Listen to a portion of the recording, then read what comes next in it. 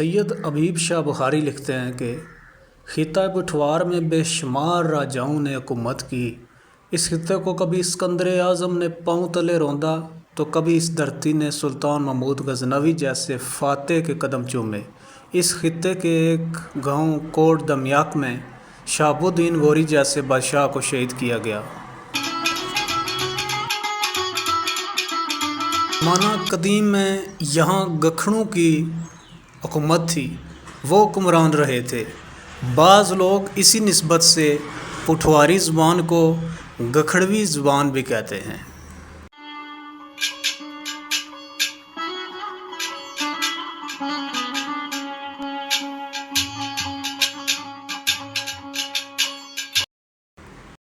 رائے زادہ دونی چند جو گکھڑوں کا ملازم تھا، اس نے گکھڑوں کی کیگور نامہ میں تاریخ لکھی ہے اور گکھڑوں کی خواتین کی بھی تعریف بیان کی ہے۔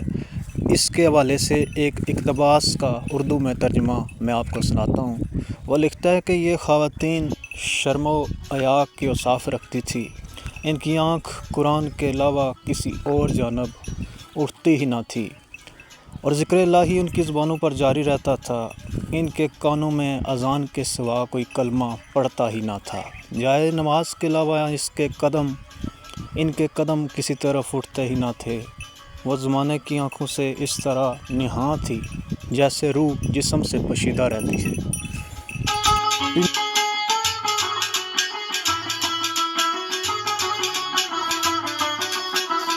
پنڈی گسٹیئر میں لکھا ہے کہ سلطان محمود غزنوی نے 1021 میں پٹھوار فتح کیا تو اپنے گورنر ایاز کو کہا کہ چھاؤنی بناؤ۔ ایاز نے تالاب بنایا لیکن وہ سوکھ گیا تو پانی کی قلت کی وجہ سے چھاؤنی نہ بن سکی۔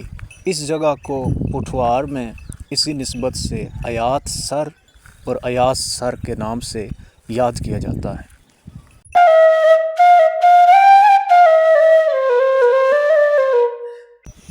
پٹھوار کے مشہور قلعے: قلعہ اٹک، قلعہ روہتاس، قلعہ روات، قلعہ پرہالہ، قلعہ نندنا، پرانا قلعہ پنڈی، قلعہ سنگنی، قلعہ کوری، قلعہ ملوٹ اور قلعہ پکا خان پور۔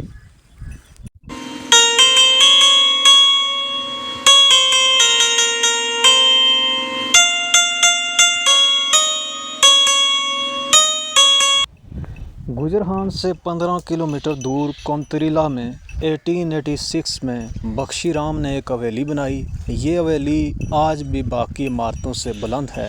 یہ سکھوں کی اعلیٰ تعمیری فن کا نمونہ ہے۔ بخشی رام سنگھ انگریز دور میں پٹھوار کی بہت اہم شخصیت تھی۔ 200 سال گزر گئے لیکن یہ حویلی آج بھی قائم ہے۔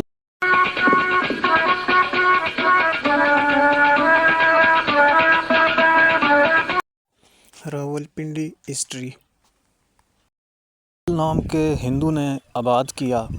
یہ ایک چھوٹا سا پنڈ تھا، پھر اسے راولپنڈی کہا جانے لگا۔ سکھوں نے اس شہر کو وسعت دی۔ انگریز دور میں کشمیر تک روڈ بنائی گئی، پھر پنڈی میں انگریز فوج نے اپنی چھاؤنی قائم کی۔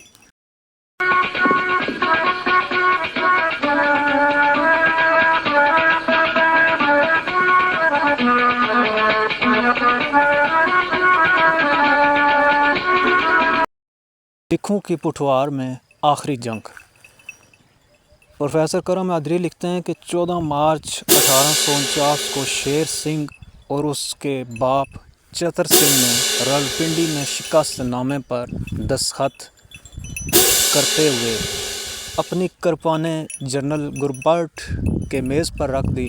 41 توپیں اور باقی سارا اسلحہ انگریزوں کے حوالے کیا اور ایک سکھ فوجی نے اس موقع پر کہا تھا، "اج مہاراجا رنجیت سنگھر موئے نی"۔